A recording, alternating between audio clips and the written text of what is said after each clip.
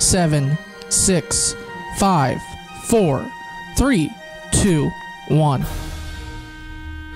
The Voice of Stockton. For more information on The Voice of Stockton, go to thevoiceofstockton.org.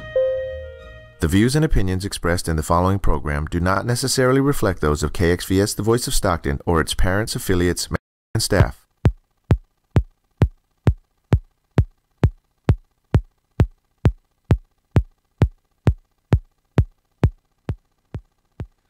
Welcome, ladies and gentlemen, to our very first episode of the Phonebooth here on KXVS 92.1, The Voice of Stockton.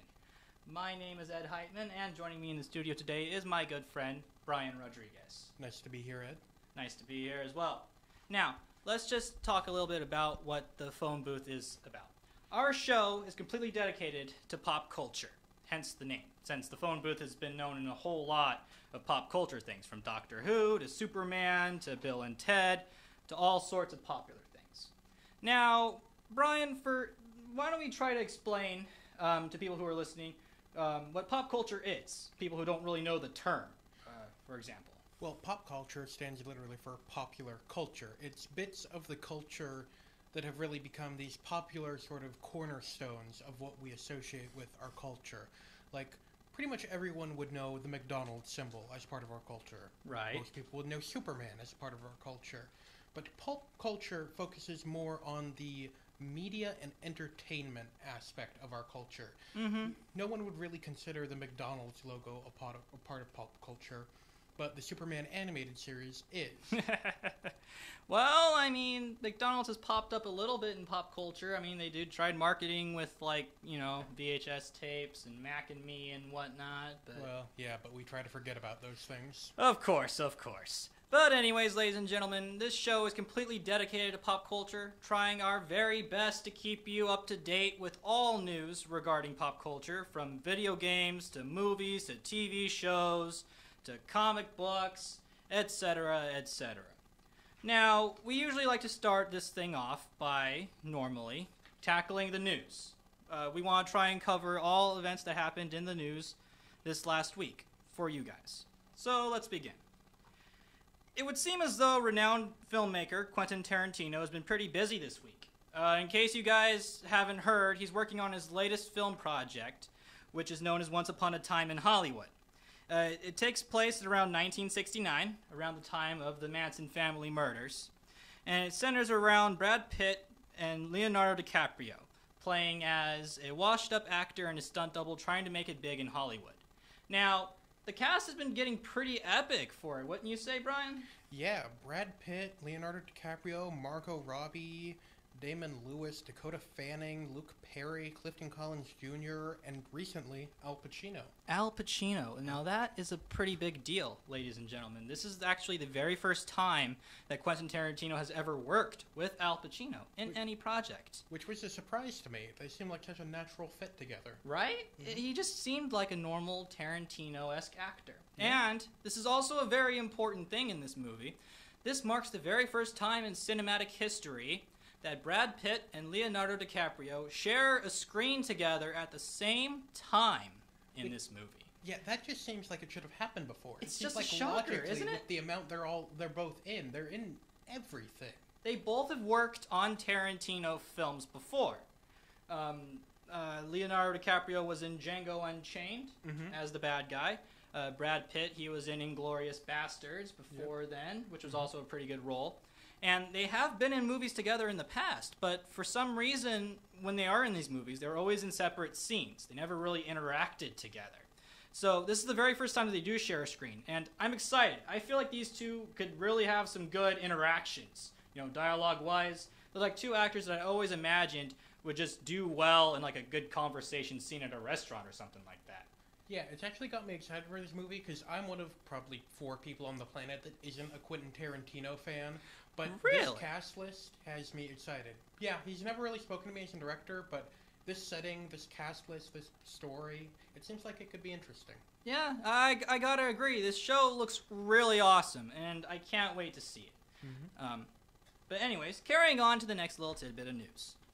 The Incredibles 2 is coming out June 15th, in case you guys haven't heard, much to everybody's long-awaited excitement.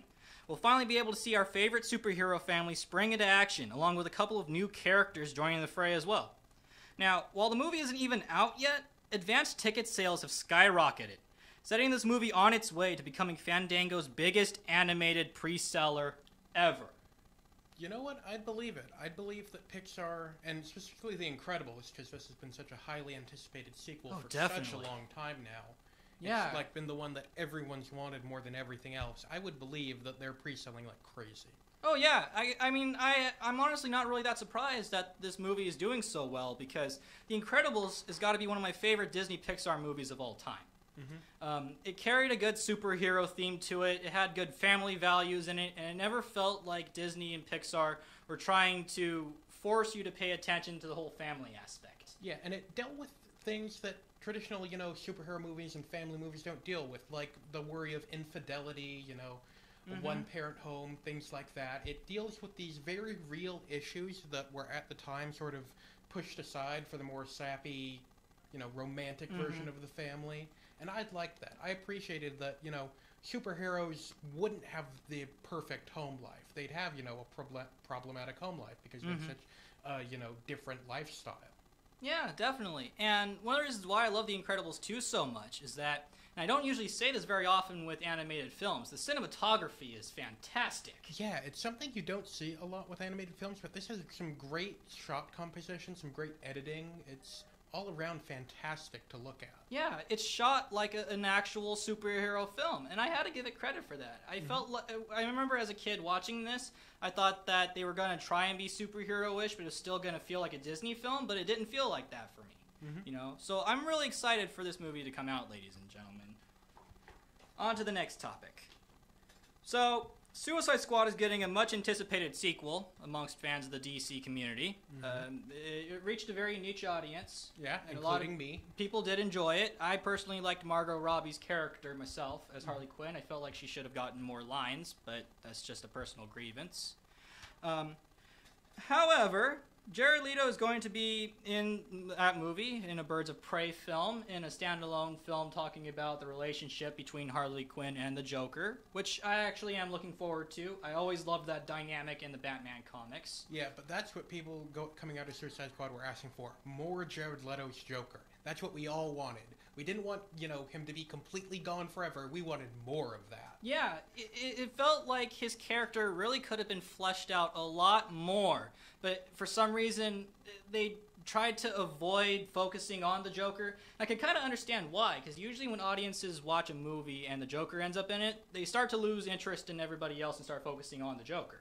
I just don't like Jared Leto as an actor, because if you've heard some of the behind-the-scenes stories from the production of that film, he just seems like a jerk. He tried to go this deep, edgy, emo. He sent dead pigs to his cast members. Yeah, like, who does that? He had a very interesting acting method, prepping himself up for the character. He focused more on the insanity-based aspect of the Joker, whereas previous versions focused more on the philosophical version of the Joker. Yeah. But I digress.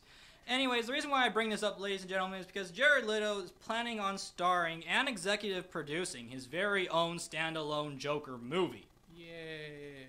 Now, there's not really too much detail going in about this. No one really knows what the movie is going to be about, if it's going to be an origin story, if it's going to take place after Suicide Squad, if it's going to lead up to the standalone Batman movie with Ben Affleck cast as Batman.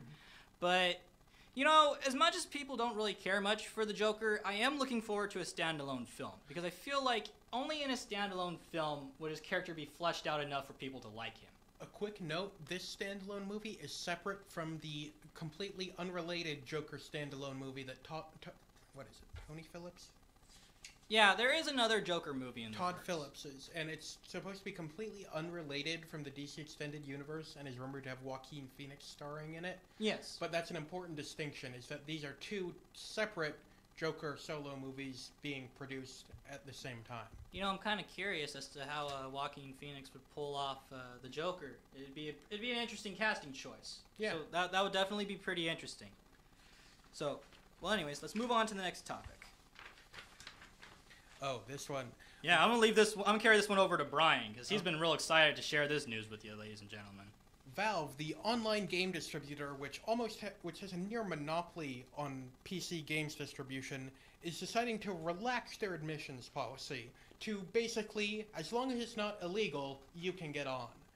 For the past few years, almost a decade at this point, Valve has been steadily relaxing their admissions policy because Valve, and a lot of people don't remember this, it used to be very hard to get onto. Only if you were a major publisher could you get your game onto Valve. And then they introduced Steam Greenlight, which seemed like a great way for indie titles to get onto Steam. Users would vote on them, and if they got enough votes, they'd go up on. And it started out slowly, 2 or 3 games here, and then started going up to 10 games a month, and then 100 games a month, and slowly it kept growing, and these weren't all good games. These were, people stealing assets or buying assets and just putting them up wholesale and charging $1 for them. There was no actual game development going into these asset flips. And people had been calling on Valve for years to go back to the way it was, where they policed their storefront. They took down bad titles that weren't worthy of being there. But Valve has never wanted to do that. They've never wanted to actually curate their storefront. They've wanted it to be a meritocracy decided by the users, where, the users decide what games go up and what games get to stay there. And people treat this like it's this great thing, and it sounds like a good idea until you realize it's Valve's way of making an unlimited amount of money without having to spend any of it on curation or keeping an eye on their storefront or basically anything except sitting back and letting the money roll in. So now Valve has instituted a new policy, or they will be, saying basically that as long as your game does not violate the law, it can go up. It can stay up. That just worries me, man. Oh yeah, I'm going to say personally, I am done with Valve. They have done so much shady stuff with their storefront in the past, and now this. It just shows me that they don't care about making a good storefront and promoting good games. They just want to make money. And there are plenty of other storefronts that have smaller audiences, but you could probably get whatever game you get on Valve from a different storefront that actually wants to be a storefront and not just this wild west of video games. Yeah. It just seems like a growing concern to me. It seems like a lot more of the video game companies out there, from publishers to people who provide the games for people to play, feels like they're starting to focus less on the quality and the rights behind the people who make the game and more on just how much money they can make with the releases. Yeah, it's a turn that the entire industry is sort of making, and hopefully we can course correct, but it exemplified nowhere else better than Valve right now. Valve has just turned from what was once held up as the bastion of what a games company should be and what a games company should do, how they should treat their employees, how they should curate a marketplace, to this shell of its former self. It's really depressing. Yeah, it is a shame. Well, moving on to further news. I'm also leave this one to Brian because he was also excited to present this news to everybody as well. It's a bit of a controversy, and I feel like it needs to be said. John Lasseter, the chief creative officer at Disney Animation Studios and Pixar, has announced that he will be leaving the company at the end of 2018. This is following multiple sexual harassment allegations made against him by many female creators at Pixar and Disney Animation Studios, including writers, animators. He will be staying on at the company as a consultant from now until he leaves.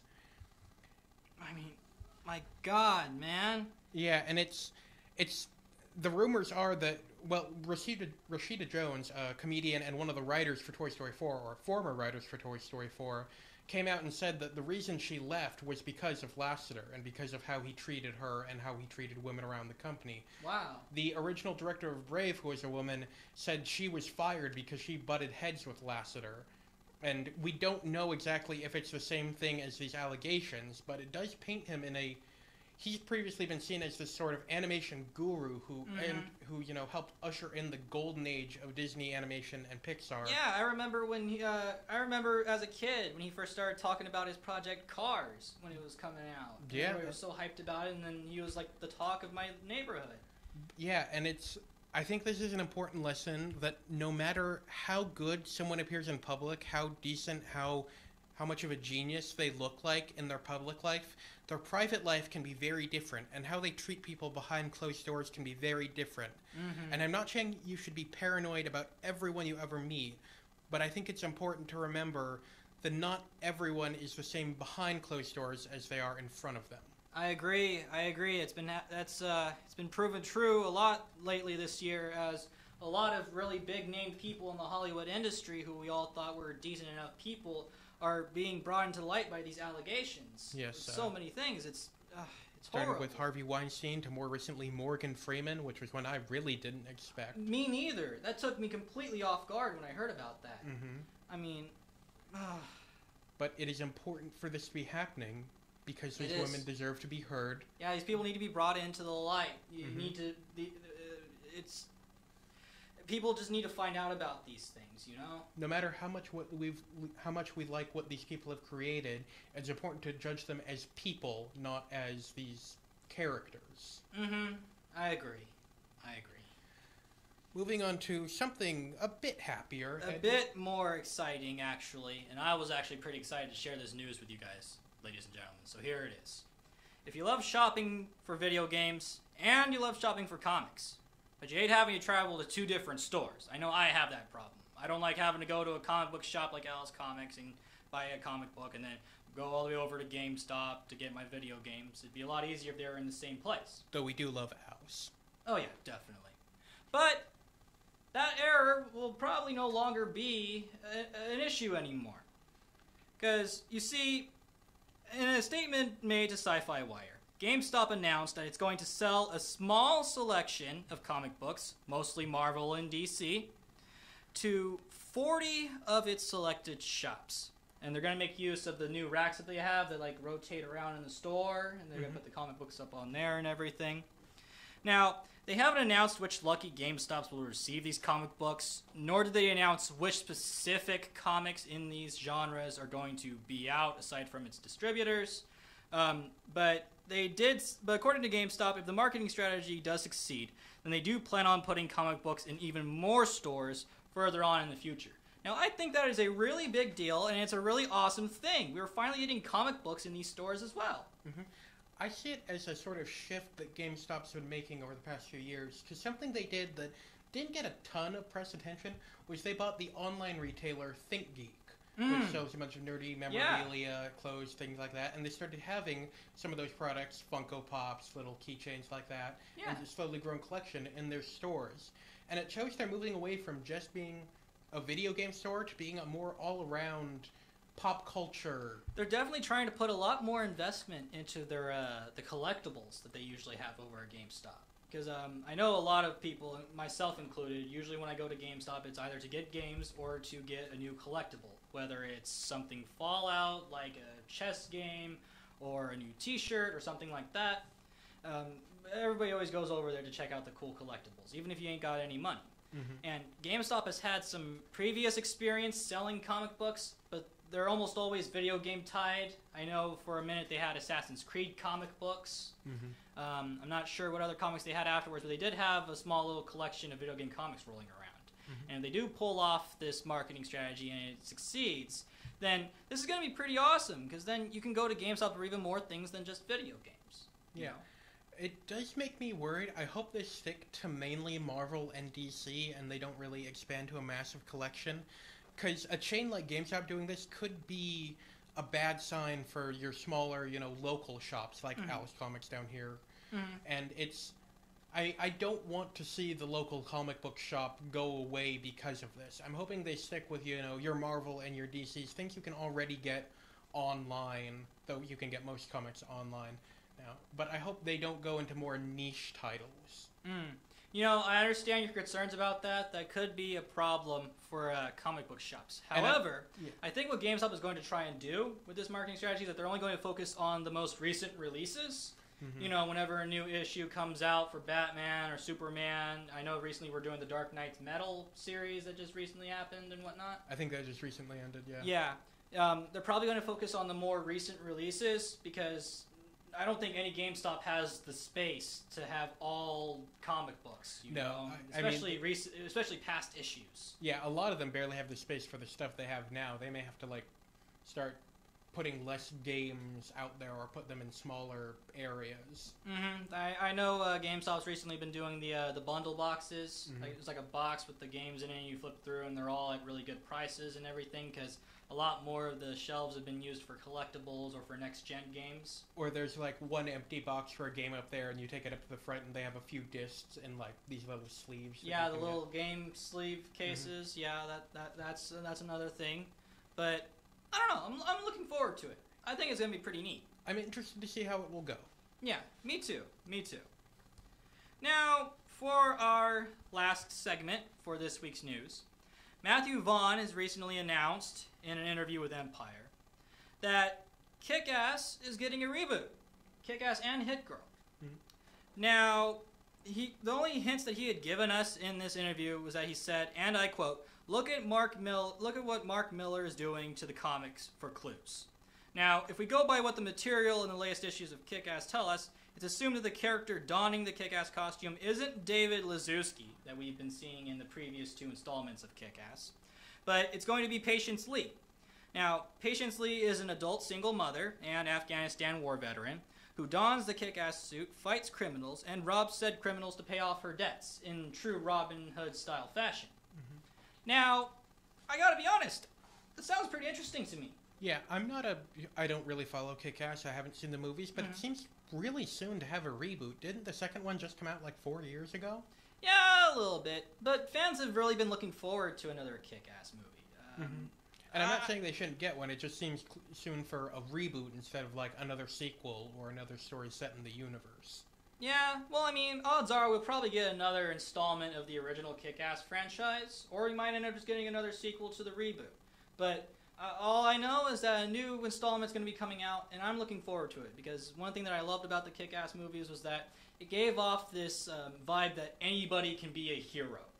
And what Kick-Ass 2 gave the hint is that, yeah, well, while anybody can be a hero, anybody could also be a bad guy. And it's important to tell the distinction between being good and being bad, and learning the consequences from that, you know. So to hear that a reboot's coming out with a whole new character donning the costume, I'm interested in finding out what the themes are going to be for this movie.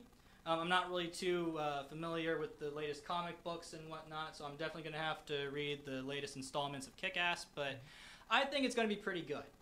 And I'm also looking forward to the Hit Girl reboot, because Hit Girl was a pretty interesting character in both Kick-Ass movies. She was basically his mentor throughout the first movie, and then his ally in the second one. And there's currently a Hit Girl ongoing series in the comics, I know that. Yeah, definitely. You know, so this is going to be awesome. You Also, know, a quick note from a similar interview, he announced that there would be more Kingsman movies. Which yes, he's I'm going to excited for. expand the Kingsman universe. Which I'm excited for. I love the first one. I still haven't seen the second one, but I want to really badly.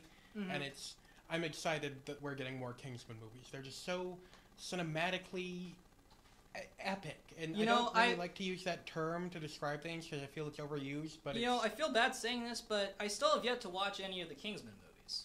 I've seen the trailers, and it looks really awesome, especially in the second installment and everything. Now, from what I've heard from people who talked about the first Kingsman movie, what interests me the most is that it felt like, people kept telling me that it felt like they were playing on a bunch of spy tropes while also being its own spy movie. Yeah, it's sort of, it's a movie that sort of pokes fun at the James Bond super spy, super suave thing, because they are these characters, but they also sort of deconstruct them. It also has the single best choreographed fight scene I have ever seen in a movie. Oh, I love a good fight scene in a movie. I'm definitely going to have to check this one out, ladies and gentlemen. But anyways, that about wraps it up for our news segment. And now we're going to enter a segment that I like to call Trailer Talk. You see, ladies and gentlemen, one of the most common things people talk about at a water cooler or at lunch amongst pop culture fans are the latest trailers that come out within the week. And being 2018, we've been treated to a lot of really good trailers that are coming out lately for movies. Specifically, this week had a lot of really great trailers. Really good ones. Oh my god. So, we're going to enter a segment where Brian and I are going to talk about some of the latest trailers to come out. So, here we go. First one we're going to talk about is Mortal Engines. Oh, yes. Brian, why don't you give us a bit of a recap on what the premise is going to be for this trailer? Mortal Engines is essentially, at some point in humanity's past, there was an unnamed disaster that sent us back to a sort of steampunk era. And now humanity lives in these giant moving cities. The one shown in the trailer is the city of London, that moves around on these giant tank treads across the countryside. It looks like a spider. Yeah. Cannibalizing smaller moving platforms, taking their parts, taking their people as workforce. Yeah. And it's about this boy from London and a girl from one of the captured rovers. I don't actually know what the term for them is. And they go on this adventure to try to discover the secret of what happened to humanity and stop a madman in London from using a super weapon to control all of the moving cities. I just love the premise of that. Just that whole summary. And I gotta tell you, ladies and gentlemen, this trailer looks amazing. Yeah, it's being produced by Peter Jackson. He's actually talked about it before in the past, and this seems like a real passion project for it. It's hard to describe in words how amazing visually this looks. It's pure Peter Jackson magic. It's the way the environments are, and the way the machines look, the character interactions. Yeah. Oh, man. And it uses one of my favorite settings, which is giant cities that move on, like giant cities on the back of a moving animal, or giant cities that move around on tank treads. I love the idea of giant mobile cities. And I don't know why, but it's just always been one of my favorite settings. It reminds me of this one anime, Howl's Moving Castle. Yes. Where it was an entire castle that was on top of a giant, what looked like a mechanical spider that just kept walking through the lands and everything. And that was the first thing that came to my mind when I saw this trailer, and I thought that it was even cooler. Just because you could, your mind immediately thinks of that and whatnot. But, I don't know. I'm looking forward to that movie. It looks good. Next trailer to talk about is Spider-Man Into the Spider-Verse. Yes. This is... Oh my god, I am so hyped over this movie. It's going to be focused on Miles Morales, the latest to don the mask of Spider-Man, at least in his own universe. I say that because after encountering Peter Parker, who in Miles' universe is supposed to be deceased, he finds out that there is a Spider-Verse, multiple realities in which each reality there's somebody who dons the suit of Spider-Man. Now, in the latest trailer we've gotten 2 trailers, but the latest one that came out this week, we were introduced to Spider-Man. We got to see a little bit about Peter Parker's interactions with Miles Morales, and I loved that. And at the very end of the trailer, we also got to see Spider-Gwen. Yep, Gwen Stacy's Spider-Girl, which previously in the trailer, it didn't hype up the entire shared universe thing a lot. It seemed like it could have been the period in the comics before. Yeah, it felt like the first trailer is really just focusing on the fact that this is Miles Morales' story. But, Peter Parker existed in the Miles Morales universe. He died, and Miles Morales took up the mantle. It seemed like it could have been a retelling where, say, he trains Miles Morales and then maybe dies. It didn't hype up the multiverse aspect. But Spider-Gwen coming in, Spider-Gwen is from a universe where Peter Parker never got spider powers. He actually became the Lizard in this dimension. He died, and Gwen Stacy got the powers instead. This isn't just Gwen Stacy also got powers in this universe. She is from a separate universe, and this really hypes me up for it. Yeah, and it's supposed to be hinted that there's going to be a lot more Spider-Man showing up in this movie. I believe in the second trailer we got to see what looked like one of the Spider-Men, but he had like a mohawk going on, like Liberty spikes on a motorcycle. I didn't spot that, but I still need to... I watched it only twice now, but I'm going to be watching it a lot because there's a lot of quick frames. I think I saw Wilson Fisk at one point, or at least someone with the same build as Oh yeah, Wilson the Kingpin Fisk. is going to be involved in the movie. He is going to be a character consisted in it. One of the things that I loved so much about this trailer is, well, what I love so much about the movie is the animation quality. The animation style, it looks like a comic book. It looks like you're flipping through a comic book. It's got sort of a staggered frame rate, which is a little weird at first, but when you realize the visual style they're going for, it looks like you're quickly flipping through the pages of a comic. They've got comic book style text boxes, they've got these sort of splash screens, they've got, oh my god. Yeah, oh man, it's gonna be amazing. I can't wait for this movie to come out. I am so hyped over it. It's gonna be amazing. And of course, with all of these, we feel you should go watch them because we cannot accurately describe them. Yes, we highly recommend you guys watch any of these trailers that we were talking about because these trailers are amazing. I love them all. Well, most of them are amazing. There are one or two on this list that, Yeah. Anyway. Anyways, the next trailer we're going to be talking about is the trailer for Blumhouse's Halloween movie. Now, this one's pretty interesting because the Halloween franchise has had a tendency to skewer into multiple timelines. We have a timeline that goes on after Halloween 3 Season of the Witch, in which Michael Myers is no longer the main villain. We have Halloween H2O, which takes place in its own separate timeline. We also have the Rob Zombie Halloween movies, which have their own timeline. But with Blumhouse's Halloween, all movies after the first Halloween never happened. Yes. Just completely gone. This is taking place 40 years after the original. And Michael Myers is incarcerated in what appears to be an insane asylum. Yeah, some sort of, like, Supermax insane asylum. Yeah, and I mean, I can't really describe what the place looks like too much, but what we know is that Michael Myers manages to escape along with some other insane asylum inmates, and they start going off on a killing spree. Now, Jamie Lee Curtis's character, Laurie Strode, she is in this movie. Yep, Jamie Lee Curtis is returning to the role again. I'm so excited about this sort of really almost Sarah Connor-like Yeah. character. Whereas in the first Halloween, she was absolutely terrified of Michael Myers and wanted to just try to get away from this monster. In the new Halloween, she is dedicated to killing this man. She even has her own little training range out in the woods with demolished dummies that she's been constantly shooting and testing her combat on. Yeah, she's sort of gone into this sort of paranoid old survivalist because she knows you can't kill Michael Myers and he's coming back, and she's been training for that for the past 40 years at the expense of her friends and family. She has a daughter and granddaughter will be in the movie that she's estranged from, but it looks like they'll all have to team up to try to survive Michael Myers' new onslaught because he's coming specifically for Laurie.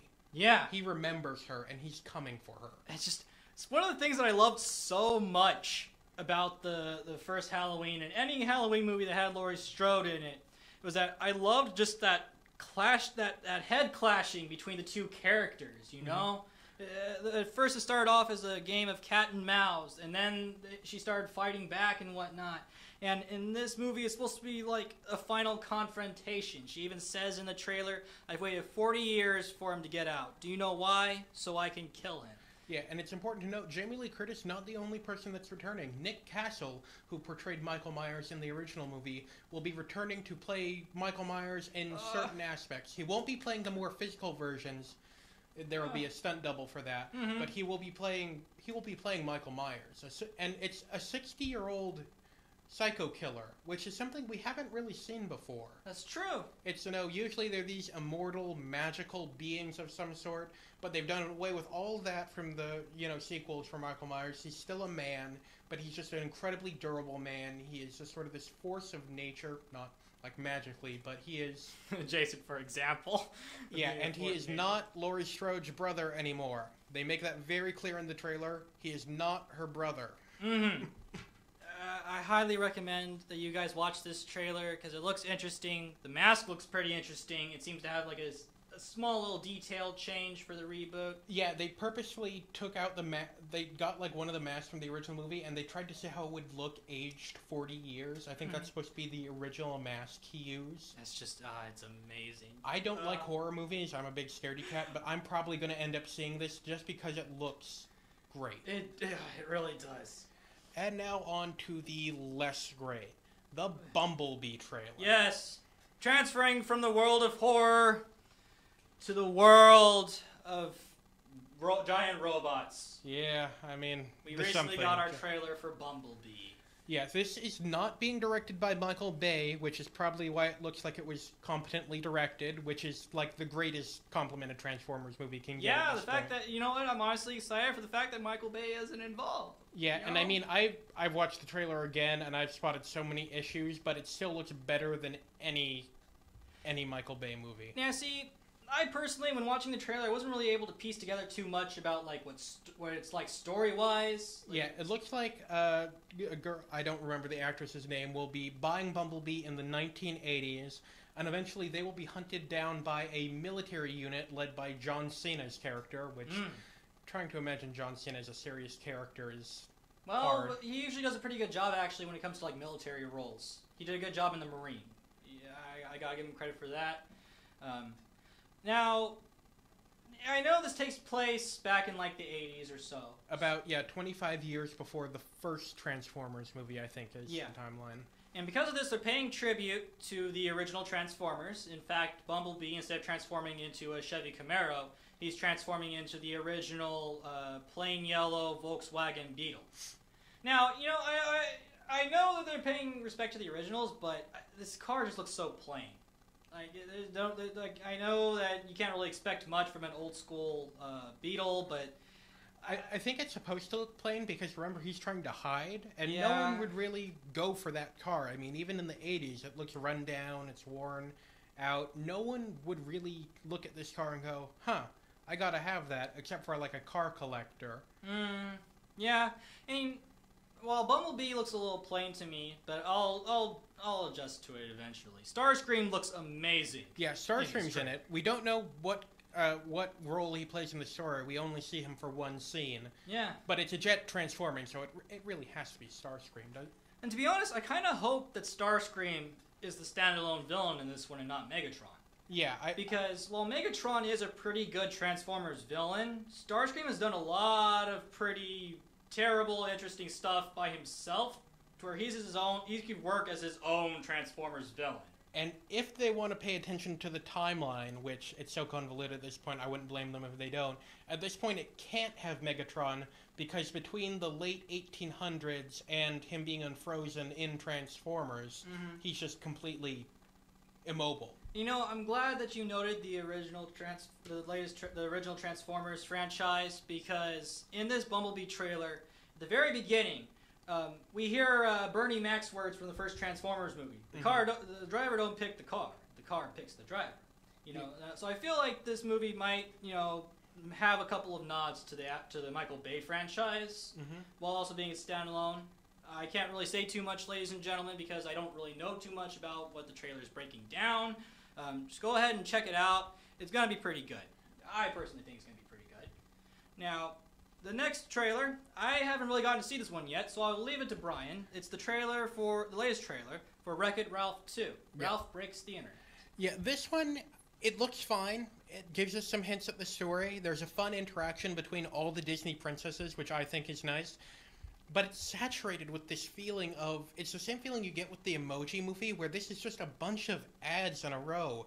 We see them flying through the internet, and look, oh, there's the giant Google skyscraper, and there's the giant Facebook skyscraper, and look, there are Twitter birds flying around over there. I'm pretty sure I saw Snapchat at one point. And then they land in Disneyland. They just straight up land in Disneyland. They get chased by Disney film. Yeah, but they get chased by stormtroopers. Iron Man flies through the air. This is not just Disneyland. This is an ad for all of Disney's franchises, and it bums me out because this looked like such a good movie at first, but seeing all these ads in one trailer makes me terrified for what the full movie is going to be like. You know what? I can understand that. I had problems with the Emoji Movie as well because it felt like it was a giant ad. But I don't know. I thought the first Wreck-It Ralph was pretty interesting. You know, I feel like the second one has that same potential. It's just we can't really say where it's gonna go, you know? Yeah, and it's just... It could be a fantastic movie. This trailer has sort of put me off of the entire thing. This is a bad trailer because now I actively don't want to see the movie. That's unfortunate, man. But, I mean, what can you do? Leading on to our next trailer, the Lego Movie 2, the second part. Is just... it took the franchise in a direction I wasn't expecting, in that after the Taco Tuesday incident from the first film, the world descended into a Mad Max-style post-apocalypse. I mean, there's deserts everywhere, everyone's all bummed out and wearing these muted tones, except, of course, for Emmett from the first film, who's just ignoring all this. Everything is still awesome for Emmett. And then aliens show up. Aliens show up, Wild Style gets abducted. We still don't really know too much about what's happening. But it's going to be exciting. I can't wait for it. Yeah, pretty much everyone except Emmett gets abducted. Benny gets abducted. Batman gets abducted. Wild Style gets abducted. Yeah. The pirate whose name I'm blanking on. Brickbeard? I want to say, yeah, Brickbeard. That's what it was, Brickbeard. And he had the giant pirate suit and everything. But I'm looking forward to seeing more trailers about that movie, definitely. And of course, Lego Batman is in that one because of course he's in that one. You know. Now, this last trailer, I haven't watched it myself, so I am going to pass this one over to Brian.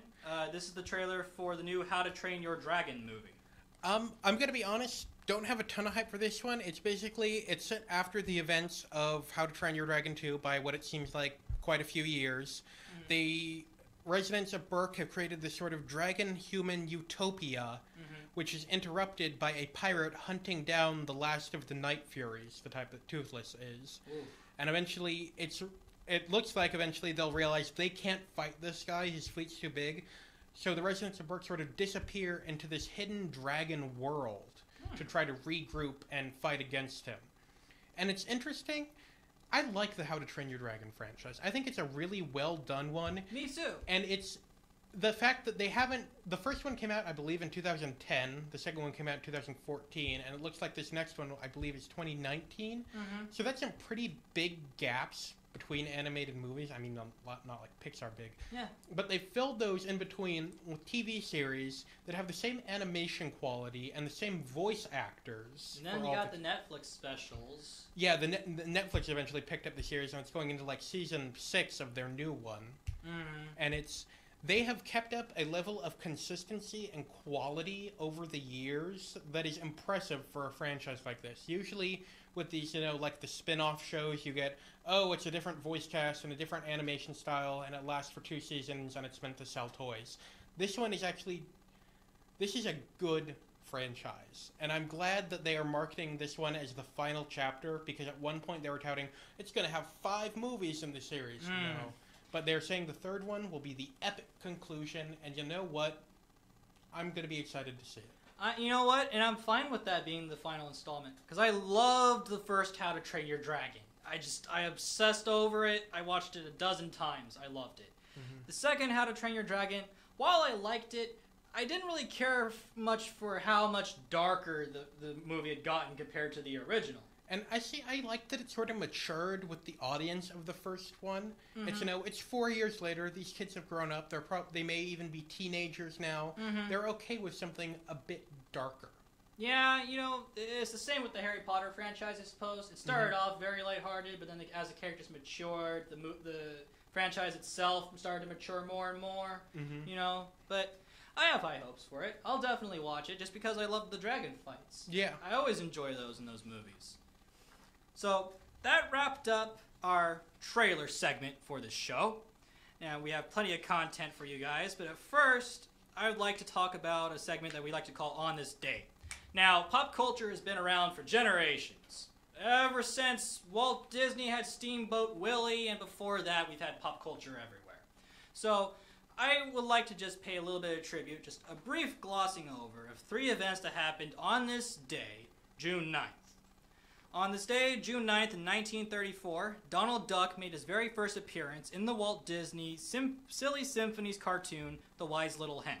Now, The Wise Little Hen was a sing-along cartoon about a mother hen trying to find somebody to help her grow and harvest corn to feed her children.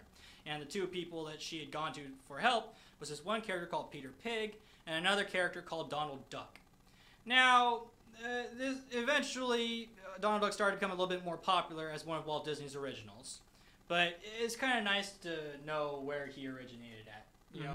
But I personally only remembered Mickey Mouse from Steamboat Willie, and I'd never really looked into the other characters before. Anyways, on this day in 1997, the hit television series Married with Children, one of my favorite sitcoms, had finally reached its end on Fox after 11 amazing seasons. Now, Married with Children debuted on April 5th, 1987, and it was about the infamous Bundy family, Hal, Peg, Bud, and Kelly, and their little dog, too. And it just showed their everyday life. And people loved it because this family was so different than your copy and paste sweater families that were so common around that time, you know? So I wanted to pay respects to that as well. And lastly, on this day, June 9th, 2006, Disney Pixar released Cars in theaters. Cars was a story about Lightning McQueen, a race car superstar, who, after a mix-up on the way to the Piston Cup, finds himself doing community service in Radiator Springs, a small town located along Route 66. And that about wraps it up for the On This Day segment. Okay. Now, why don't we talk about E3? Yep. Earlier this morning, in fact, about 2 hours ago now, EA held the first E3 press conference of this year's E3. And it was... It was mediocre. Yeah, I'd call it mediocre. I think that a lot of that is going into this. No one had high hopes for EA because of, well, mainly the Battlefront 2 controversy, which sparked off the entire loot box controversy, which sparked off legislation being introduced, which... A real hot mess, man. Yeah, but let's go through what they announced bit by bit and give our opinions. Starting with Battlefield 5. Battlefield 5. They previewed a few new game improvements. You can now move your defensive emplacements in multiplayer mode. There's a better destruction engine, so you can destroy entire houses with a tank if you want to. I just love the sight of that. Just the tank just ramming into the house and everything crumbling. Yeah, the single player will continue what Battlefield 1 started with its war stories, which is instead of one long single player, it's a series of smaller stories around the war. Mm-hmm. There will be no loot boxes in this game. There will be no premium pass. You will not be paying $50 for, a year of DLC. Everything will be free to every player. I am just so happy to hear those words, that EA is actually having some games out there that don't circulate loot boxes to everybody. No, they were very specific. No loot boxes, no premium pass. They did not mention straight up microtransactions. There may be microtransactions, and what we know there will be is the current golden child of the gaming industry that I'm sick of, Battle Royale mode. Because why not? Because every game has a Battle Royale mode now. Yeah, and it's not like, these are going to be coming out in the fall when the hot new game will probably have taken over and Battle Royale will be left in the dust, further showing the short-sightedness of these long-term developers. But, new FIFA game, FIFA 2019, it looks like a soccer game. FIFA 2018 is getting a World Cup update to coincide with the Russian FIFA World Cup going on. And there is a free trial of the game, including the World Update. Yeah, right now. Right now, it's launched. EA has announced Origin Access Premier, which is a new game subscription streaming service. What are your thoughts on that? I like the idea of sort of a Netflix for games. I think it's a good idea. I don't really trust EA to do it because they're EA. But Respawn Entertainment, the developers of Titanfall, who were recently acquired by EA, have given some hints of the Star Wars title they've been working on. It is called Star Wars Jedi Fallen Order. It will be coming out in holiday of 2019, and all they'd really say about it is you play as a Jedi, and it takes place between episodes 3 and 4. So during the period after Order 66, which makes sense given the Fallen Order. And it's actually... I'm actually excited for that because that is a really good... that's a really good point in the timeline to throw a Jedi into for a video game. Because usually with a Jedi, whenever they're included in any Star Wars game, it never feels like there's too much of a threat towards you. But in this situation, where everybody's out to kill all the Jedi and wipe all of them away, you just have that sense of impending doom, where you just... I feel like there's gonna... I don't know. I feel like the story's going to be really good. Yeah, this is going to have to be a dark game. Very dark. This is going to be the Jedi at their absolute lowest they've ever been. We are definitely hoping to see conflicting thoughts within the Jedi. Yeah, because I don't believe the Jedi are the good guys, and a lot of the Star Wars, at least expanded universe lore, show that they are technically the good guys, but really only in a technicality. Only because the Sith are just so evil, but... Speaking of Star Wars, they talked about Battlefront 2, which is something I honestly thought they would just try to completely ignore. Yeah. Battlefront 2 in the coming months will be getting General Grievous, Obi-Wan Kenobi, Count Dooku, and young Anakin Skywalker as playable heroes. It will also be getting a new planet, Geonosis, as a setting for multiple different game modes, including starfighter battles on the ground.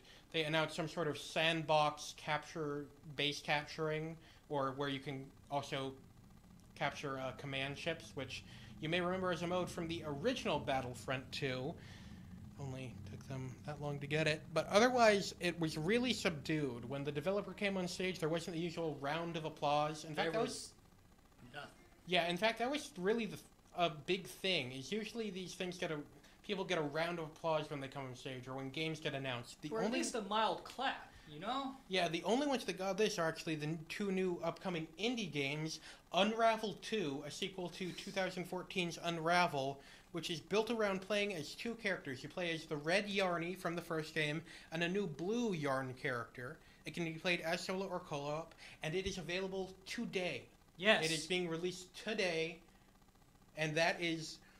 Unravel was one of my favorite both announcements and games from that E3, mainly because of how genuine and honest the man who announcing it was. He was nervous to be up there. He had a little Yarny he'd made out of yarn.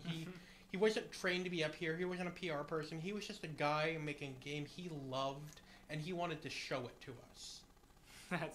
That's great. And you know what? From the gameplay, I'm really excited to play the new installments of the franchise, because co-op or single player, the way you maneuver around in the environments, from the test footage that we've gotten of the game, it looks so immersive, you know, playing as just a small little person in a giant world. I believe the characters run away from what looked like a turkey chasing after him. They called it a grouse, which is not really a bird we have in America, but it's a bit like a turkey. Yeah, but I mean, I thought it was good. I thought it was cute. Okay. I liked it. We're running a bit low on time, so we're just going to sort of push through the next ones. The next indie was Sea of Solitude. It is about a young woman in a flooded world who, in this world, people who are lonely turn into monsters of varying degrees.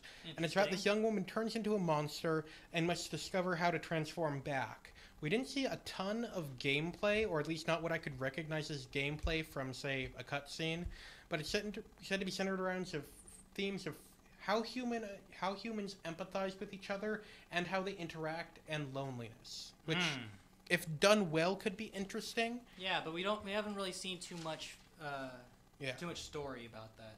Okay. There's a new NBA 2K. There's a new Madden. That's really all we got. I think they've realized these games sell themselves. Yeah, but I mean, it's only the EA conference. There's still plenty more content to be coming our way soon. Within E3, who's actually the next up to show for Sunday? I believe the next one up is Microsoft, and that's going to be interesting. Hopefully, we get to hear some good Xbox exclusives. Hopefully, Command and Conquer Rivals is a new mobile game announced for. Well, the pre-alpha is playable today. It looks like really bad StarCraft. I'm going to say that. I've never played a Command & Conquer game. I know they are RTSs, so it may look like really bad Command & Conquer.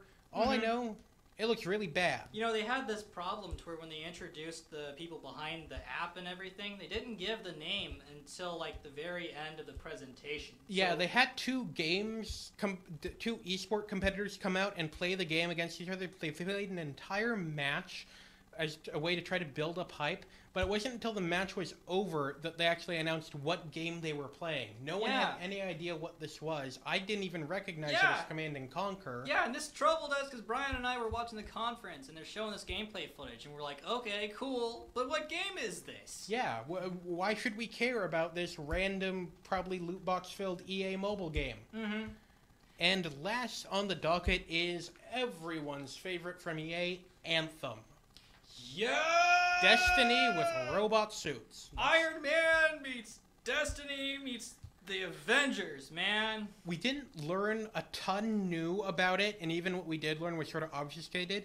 It's been implied that the Fort Tarsus we've seen in this preview and the preview from last year is one of multiple bases Bases are single-player instances where a bulk of the player decision and story happens. You turn in missions there, you make your choices as is BioWare style.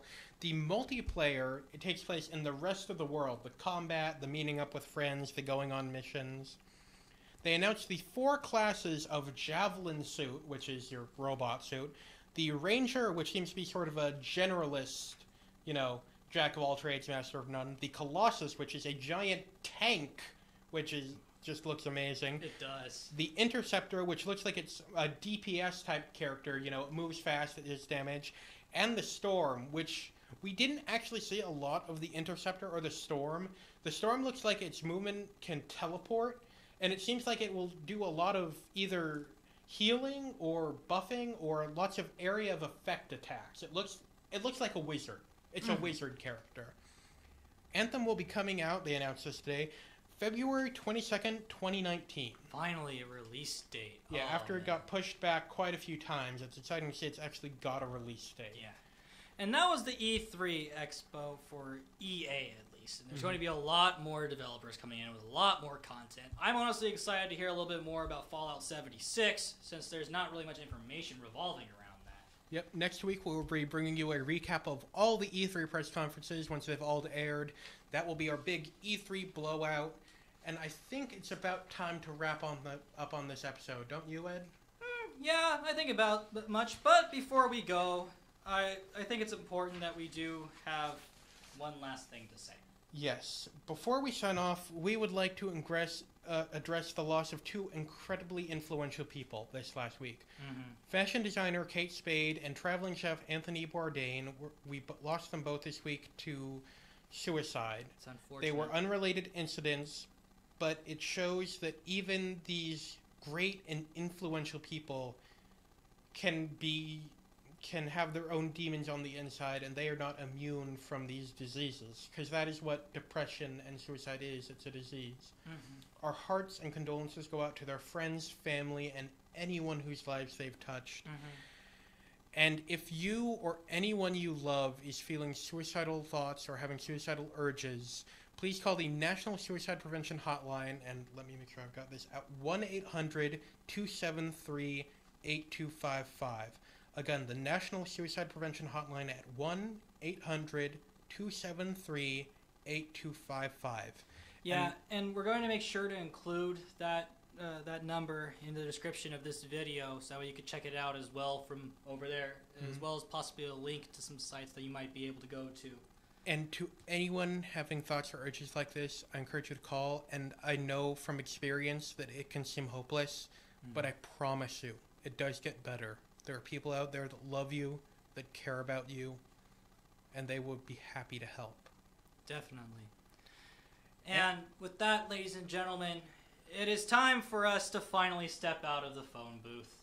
You see, I'm your host, Ed Heitman, and joining me is my host, Ryan Rodriguez. Now, we hope you guys have an excellent day. Check out the trailers, check out all the talk revolving around E3, and just enjoy yourselves, okay? It's going to be a great day. Have a nice weekend. Thank you for tuning in.